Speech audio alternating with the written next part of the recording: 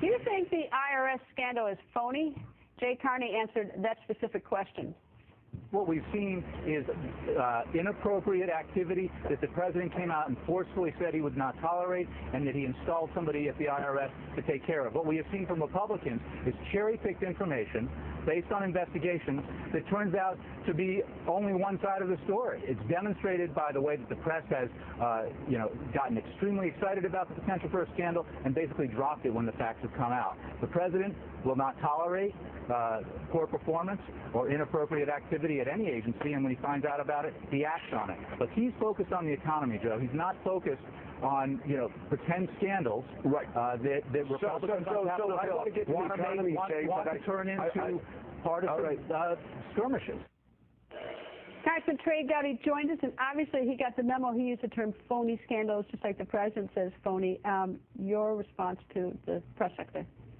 There is nothing phony about 4 murdered Americans in Benghazi, and if he thinks there is, I'd encourage him to look at the autopsy photos. There's nothing phony about Brian Terry's murder at the border. There's nothing phony about IRS targeting people based on ideology.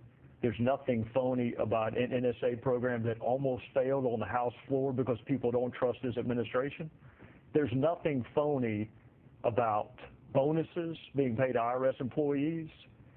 So whether you want to go fast and furious, Benghazi, IRS, NSA, Obamacare with Enroll America, people have begun to lose trust in the institutions of government, and if they want to use the word phony for that, they need to get out of Washington more and go to real America. I'll tell you what I thought was funny, and I thought perhaps the worst thing that Jay Carney says is, he said, I think what we've seen is inappropriate activity that the president came out and forcefully said he would not tolerate. So what if he forcefully says it? Why does he do something? I mean, like, instead of they denied it, they did the silly story on the video.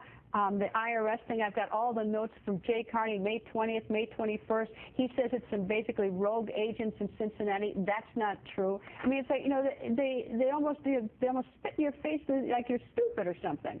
Well, there have been 6 iterations of a defense in the IRS case. But remember, Lois Lerner disclosed this at an ABA conference with a planted question. That's how we learned about it. Right.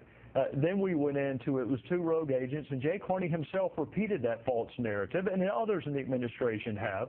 And then it went to, well, it was the progressive groups that were targeted too, not just conservative groups. So as long as we treat 2 different sets of people improperly, at least it's not discrimination. And now the new defense is, well, the president himself didn't know about it.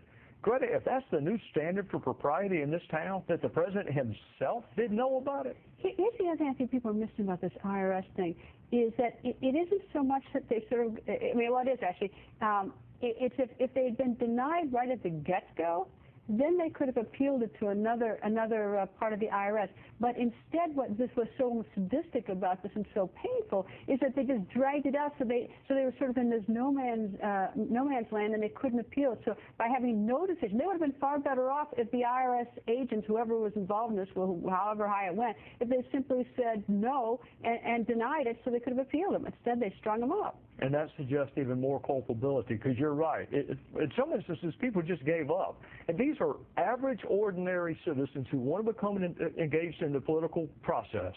And they do what they're supposed to do, which is file an application. And they're given a set of questions that in the past no one else has been given. And they're slow-walked. And some of them just wind up giving up. And all they wanted to do was participate. Just participate in the political process. I thought we encouraged that in this country. I'd like to have the president sit down and Jay Carney sit down with some of these Americans. I've met some of them, and say that their real concerns, whether it's an IRS concern or a border agent down there, and say that their problems are phony. That's what I'd like. I'd like to have the president have the guts to look some of these people in the face who really believe in whatever they're doing, whatever they're pursuing, that their problems are phony. Well, I'll say this, Greta. You were in the criminal justice system. I was too. If you want to sit down with Brian Terry's mother and look her in the eyes and say that this scandal's phony, fast and furious, or how about the innocent Mexicans who we don't know their name, but at least 200 who have been killed because of guns we sent into Mexico, and call that phony, or 4 murdered Americans who went because we asked them to represent us in a foreign land, and their world is set on fire and they're murdered in Libya. You go call that phony. I dare him to look Ty Wood's father in the face and say this is a phony scandal. You know, the whole thing about it is that all these scandals could be resolved very quickly with true transparency. You know, having to like sort of pull information like you're pulling teeth, that's what drags them out. And all the sort of false, you know, things where they sort of divert you onto videos or Cincinnati, whatever, that's what drags these out is the lack of, you know, like if they just put the information out on day one, that would be the end of it.